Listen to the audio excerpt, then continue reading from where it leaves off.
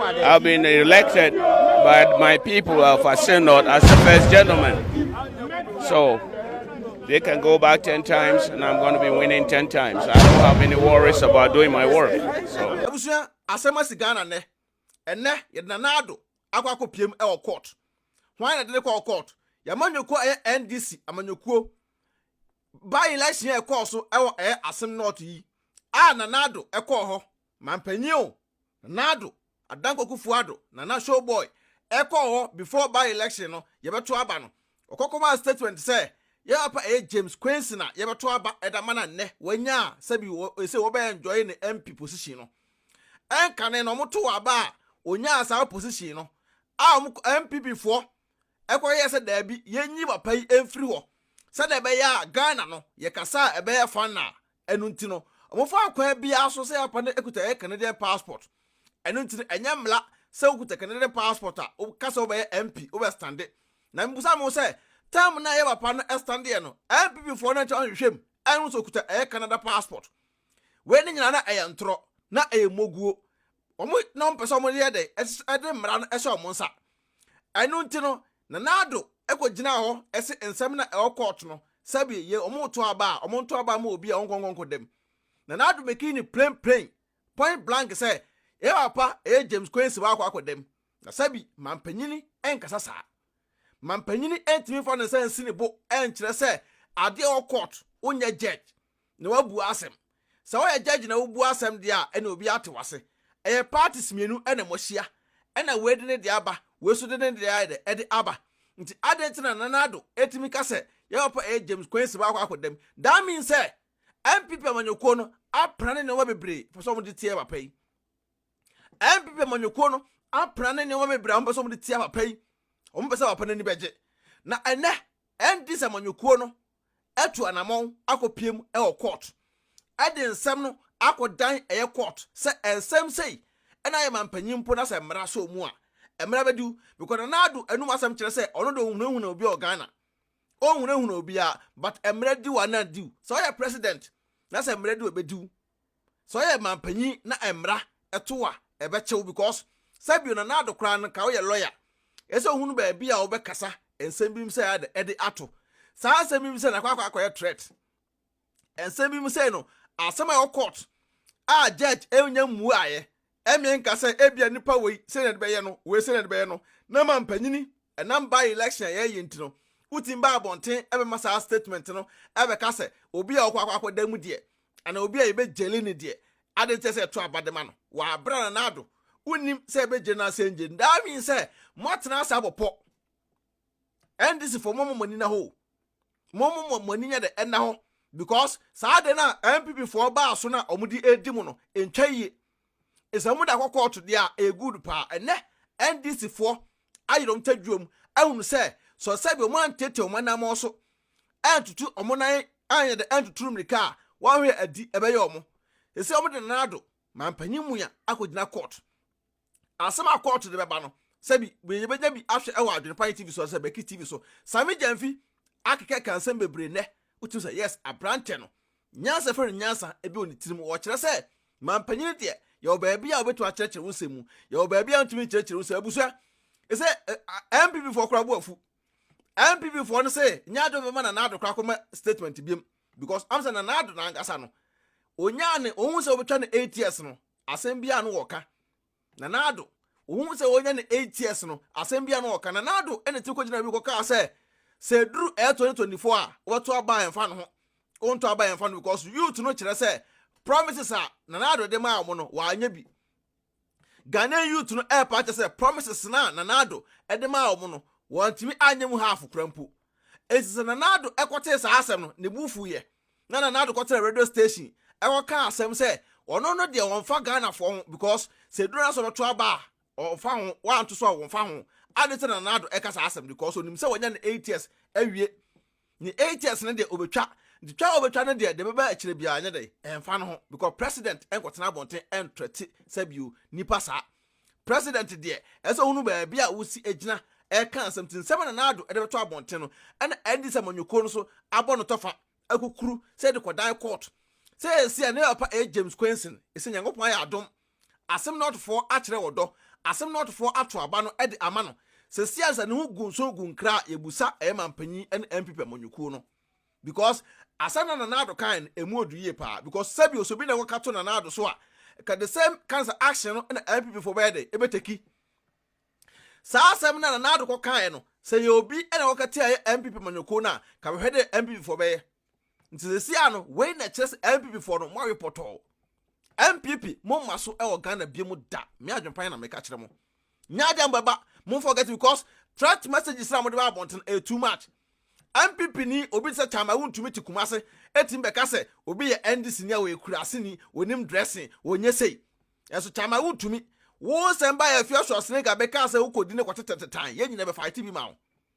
ye nyina ba abote be fight bi ma wo but otim be trabote be di NDC fo atem se obi ye NDC no dress kran fata no we se onye sei but wo kwotena UK brofo kran timi nkan bi wo so kwotena UK but brofo kran po timi nkan bi ti brofo na de ti UK ena de betena Ghana wa ye yi no adebo awo kan ehun so aso ho adebo na MPP for no sabio asa omo ye kokoti too much kokoti ni wo mu too much me say MPP mo maso biem maka me say susu pi say because sa asa anode e omo side dodo MPP ni et say sabio okoya abo oba obese oba no pe akanse me wo wiase nyina da kire no onya oba no di ne ba akoma no wie pe asa eno ano no nya de sabio obedo oba no say the beginning odi share oba no saa na ekos e party nim na tiensam akana Japan po e ka fa MPP ho odi o matem da bia no pa wie na nwumre na kana Japan odi o matem no pa wie na nwumre wie na kana de se ne party na odi o matem no o se be pe mampanyi adiwom wei party we yedibu man yede party ebu man me se me adwenpan ne na me MPP ni o na obi anu a se bi otimi kasa e chen me e wo MPP mo e ba ne blogging social media so a but na me kire mo se MPP no so do ni to MPP so a obedu dokno kwa so do ni to MPP amanyuko no so omo sika ni Ghana so kohwe sika ni Ghana na Nana Addo ne space baako oton over billions esi sika ni ho obi sika ni wo de e kasa bi ka neoma amoye no ese ka tim say yes ade we ami ye mefa mo oman no yekoje bosia bosan po emedu Ghana na ya chafa na mampanyi sabi MP ye by election Nana Addo ti ko jiro ko kasa Asem Asi ya se ka NDC for anti action kra na se bi ka enfa papa nya de ema we HS MPP amanyuko no o ma report na munim se mo de 2020 Ghana 22 million ekoto Asem not for once o man fi mo the same thing na mo se mo stronghold kumase o chama wutu ko bun kutudwe ko pa achew chama wutu ko bun kutudwe epa che obi amunim se moya ade papa eda boa asantemamu a ade chache ma wuntumi etiko bu kotodwe se ya ntoma mo ne nyina chire musa akwa cheche ska e wo ho na mudi wi abanim e wo sa strategy na munim se mo de ko Asem not awa akoto aba no na nke da mamo da bi Ghana youth romani ati o won so mba abonte be ka se o maji musika no madi yes sika no nyamo dia Ghana dia enne yi levy amoji sika no dia mo de debe na mo de yetia ebia account e o Ghana e transaction wom ne asa tew e-levy e ko mobile money so a ya sa akotew e tax e wo honom sa sika no nyina hefa ne wo Nana Addo wono mpanyifo no he na wo na wo we nyina achi no mu wia Nana Addo de odo ana nipa de di wachi no odo ana nipa de ma wo trust e nya de ma wo no what disappoint here me catch it straight forward what disappoint here big time because I say Nana Addo ye ya no otu chika ma wo mampanyi otu chiki se Nana Addo kwa de me hu bi da say it is kaso eso come de o ba ya o sabe make statement say sika mpedede na Nana Addo sika na mpedede na say wo de 2020 MP4 no njabushwa e good say NDC amanyoko no a o mutie futuo e de Nana Addo akogina kansa abanka bam o munda akogina court e de akwa court say asem we en MPP amanyoko no aprane e da fo ye papa James Quayson ho nti nano ye de ne show mo nsa se ne ugun so gun kra ye ba moso because they say Asem no e court when you kata so me aso we e the whole wiase the whole world na mu mistake here but mu piga atemo samia ya pa James Quayson de nyame ahira no na wo hira no wo sefo wo tanfo entumi nya hweda MP no e ye wo dia obi entumi nye enye de enfamfuru nsem enna e kan Asem not for so edo endi se manyoku no so etawachi ye nyina ne yetawachi no bagayawa eno tine for so ya won sa asaka e opposition back no uba enjoy uba boa eyetemamam fo no no so hunu fa so a ede ewo so MP manyoko no de MPP de ehu MPP ehu no krepa na meka kire mu because mo anga say mo disappoint Ghana for the Ghana for ebu ofum mbo tena so edi say na manfo sta so mo kutia mo eni ba bia mo nkoto aba no so mo ntoma eye papa John Dramani Mahama no mafa na kunwa entena so ne papa James Quayson ono so no sabiu ni position no emrem kama eman ne memdu asem no to a mesuma ka say yeto aba no ema ni papa ne anto aba amasa bi obi a ono ni vote okrom ho ne akofa na bakuru no so na mu wi a mba court na ye betwena bo so on say ye di monim kan yes NDC musimu ni nyansa yesu ni nyansa ebusua meda wase oba so no ahye bidu na ide edama ye fa mpaebo entai NDC amanyuku na chi na obi obastand MP bia no monto ema no na Ghana esamla back to position. Peace out. Mama, nanu wa ye din say? Odo, na me nye din say. Adentia. Me call me sister fie ni tiri hu nyina ni mo nyina kuku. Wo se tiri hu kuku. Ai. Eno na ye odadwene no. Aye me dadwene ka. David men ha ho kura. Mama, me kafo hair TLC amount. Hair TLC or UK. Me say, mama, wow tiri hu kuku. Se me say kura de emro aforo kura be jimma ya no young boys na afa. Sa omoton enku kama pa utiri nyumbe se na wo de video ye twagui the way video twagui on enku no no mda ye nwi na se na sa no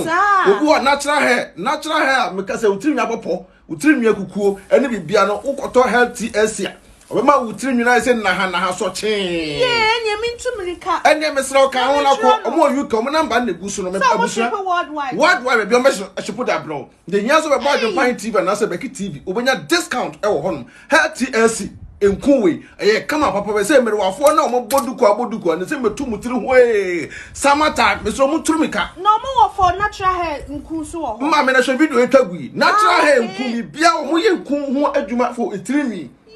utiri nwa kuku a mesre wo ho omama nku a utiri ni benyini from muso bu o wa opeso ye natural hair o jani tirinwi no tirinwi na cancer ya bawe mesre mo contact no HTLC mesre mame omo ye boy wow odo mi kokro ma ba o namba to ko e do he ma mi wo fa bie mo se me send ni ska wo Ghana mame na so wo fa send ni ska ni kwa so kokro na ma ye ne dey tina fi send e kwa bet na me me announce tap nka dia tap send na no so ye dia apo aba obi ada no dugu no phone so na wo dey register the send ska kofi ayente na hwe sa na wo kwa bote ko treska extra man mesraw me kan fo tap send amount so you so iPhone and also betam no ko app store no download the go phone so Android phone so no ko Google Play no download the go phone so mesraw and I wo send so mesraw o first transaction be no wo so wo hia promo code no so ba Adwenepahene Adwenepahene e da go yes ntimpacho wo bogu a wo Europe ko da wo benya €5 free before the some party for some can put tap send at amount who America to Canada dia mommy $10 to miss now men have oba won for say and kwa ponti no bia ko so pe mpacho wo bia nam no na eko some kwa ponti de man download this see atena fie mpacho na relax no one say kwa ponti be me hu say me kwa ponti mommy na dia I am the company say first one no so credit card nko a and na dia tap pull amount mo say dikan fo obehu ye mobo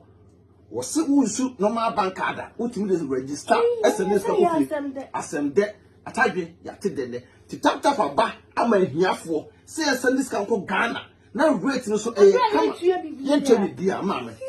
mesra me ka fa ma on say wani age me anu ni me ro ye bad power and gentem ti mesra promo code bogum na ho hia me Adwenepahene I na €5 free I no more Canada so in US so benya $10 say your day me adia for the uni say me na tap here come tap send abusia rate mo hene Adwenepahene otwa supre kwabrafo waye kwa bibrim han bafo otwa burumu wode putupuriye buraburu ma mansan wo fufuo tom tibi